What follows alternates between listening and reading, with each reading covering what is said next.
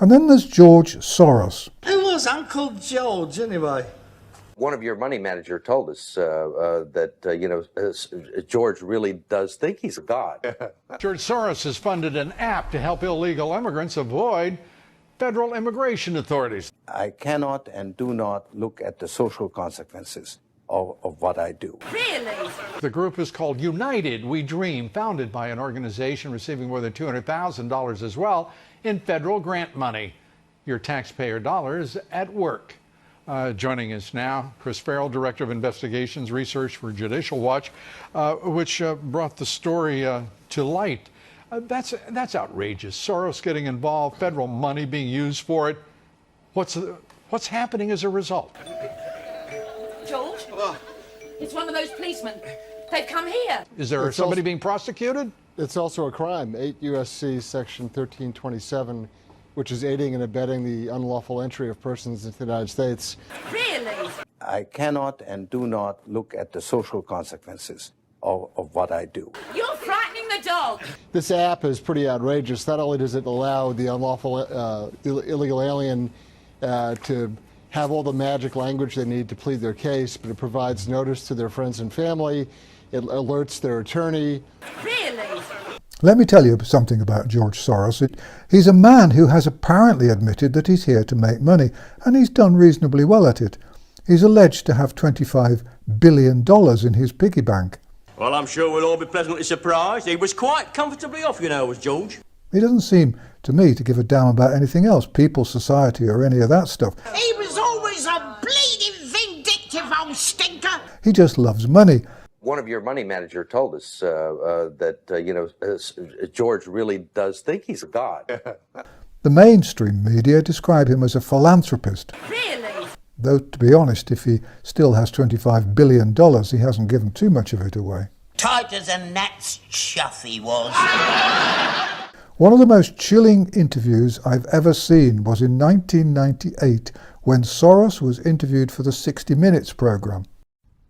Of all the financial titans and philanthropists of the 20th century, none are more complex or mysterious than George Soros. Like Carnegie, J.P. Morgan, and the Rockefellers, he amassed billions through ruthless business decisions, only to turn around and give away most of his fortune to advance his own personal philosophy. He can move world financial markets simply by voicing an opinion, or destabilize a government by buying and selling its currency. He also pledged more aid last year to help people in Russia than the U.S. government did. Right now, his Quantum Group hedge fund moves $14 billion of rich investors' money around the world every day, looking for profits and answering to no one. George? It's one of those policemen. They've come here. Soros makes huge bets on whole countries and economies. Last year, when he saw cracks in the Asia boom, he began selling the currency in Thailand. Traders in Hong Kong followed suit, triggering a financial crisis that plunged much of Asia into a depression. I cannot and do not look at the social consequences of what I do. This man is a carnivore of the first order. You're frightening the dog. Jim Grant is the editor of Grant's Interest Rate Observer and one of Wall Street's most respected analysts.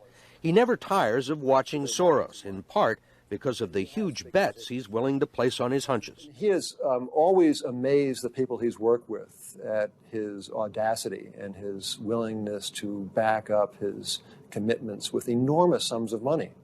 It causes the blood to drain from ordinary mortals' faces. Like risking $2 billion in Russia.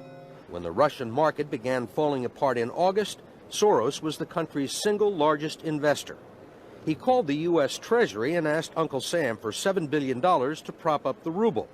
When U.S. officials failed to intervene, Soros wrote a letter to the Financial Times of London saying he thought the Russian currency should be devalued by as much as 25%. I cannot and do not look at the social consequences of what I do. A few words from Soros were enough to cause panic selling that fueled the crash. What's it like to have a statement that you make have such serious, grievous consequences? I mean, you can, it looks to me like in a number of situations you can take a position against a currency or make a statement, and the whole country falls apart. You crafty old devil. And it's also a humbling experience because I am actually trying to do the right thing, and sometimes what I do has an unintended negative consequence, as it did in Russia. I don't feel guilty because I'm engaged in an amoral activity which is not meant to have anything to do with guilt. You're frightening the dog. George? It's one of those policemen. They've come here. To understand the complexities and contradictions in his personality, you have to go back to the very beginning, to Budapest, where George Soros was born 68 years ago to parents who were wealthy, well-educated, and Jewish. When the Nazis occupied Budapest in 1944, George Soros' father was a successful lawyer. He lived on an island in the Danube and liked to commute to work in a rowboat. But knowing there were problems ahead for the Jews, he decided to split his family up. He bought them forged papers, and he bribed a government official to take 14-year-old George Soros in and swear that he was his Christian godson. Really? But survival carried a heavy price tag. While hundreds of thousands of Hungarian Jews were being shipped off to the death camps, George Soros accompanied his phony godfather on his appointed rounds, confiscating property from the Jews. I found it scary. I expected him to do something like that. Soros admitted that when he was a teenager, he worked with the Nazis You're frightening the dog. to confiscate property from the Jews. These are pictures from 1944 of what happened to George Soros' friends and neighbors. You're a Hungarian Jew who escaped the Holocaust by posing as a Christian. Right. And you watched lots of people get shipped off to the death camps. Right. My understanding is that you went out with this protector of yours who swore that you were his adopted godson. Yes, yes. Went out, in fact, and helped in the confiscation of property from the Jews. That's right. Yes. George? It's one of those policemen. They've come here. George really does think he's a god. I cannot and do not look at the social consequences of what I do. Was it difficult? Not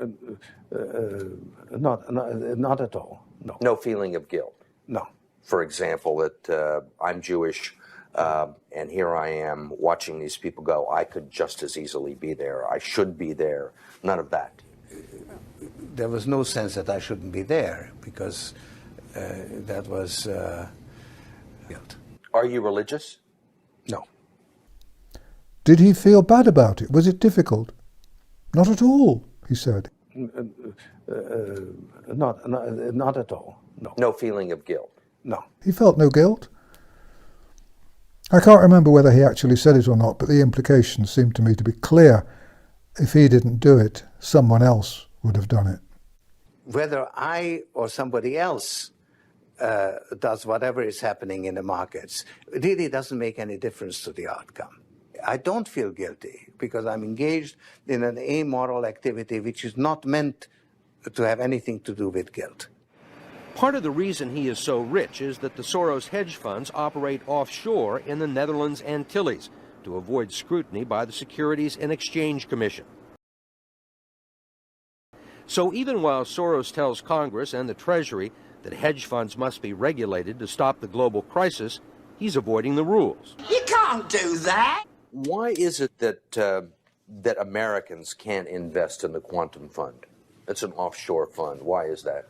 Because the fund is not registered with the Securities and Exchange Commission. Really?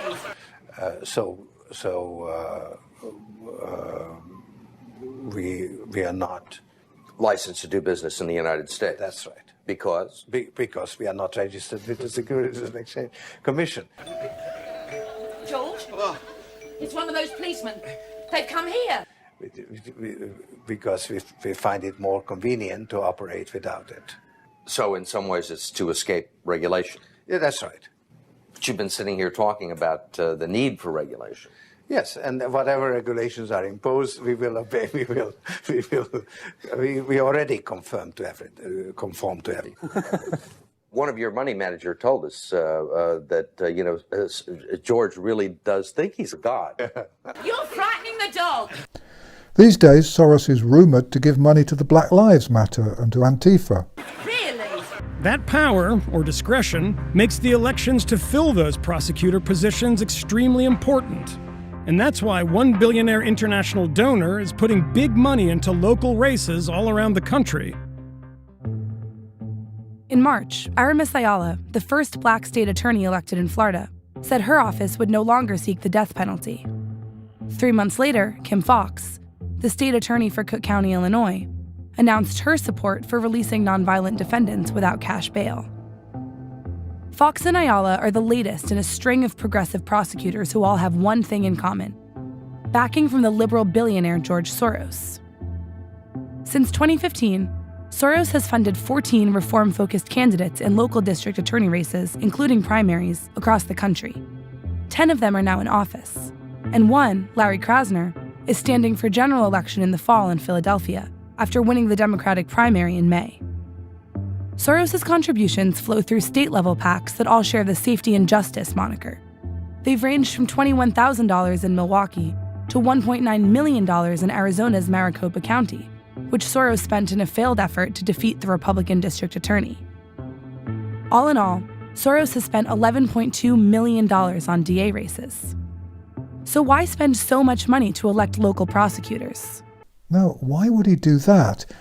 Is there, perchance, profit to be made? Prosecutors run for office in 46 states. And historically, the easiest way to win election has been to be tough on crime.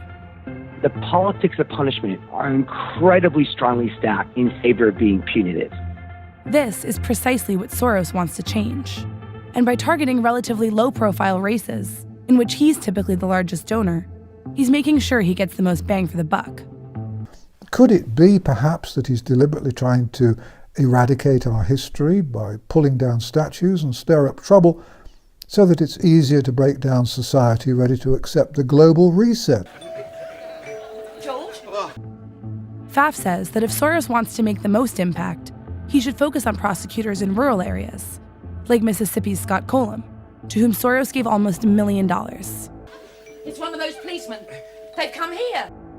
The high population counties have been decarcerating and becoming more progressive in criminal justice matters for years.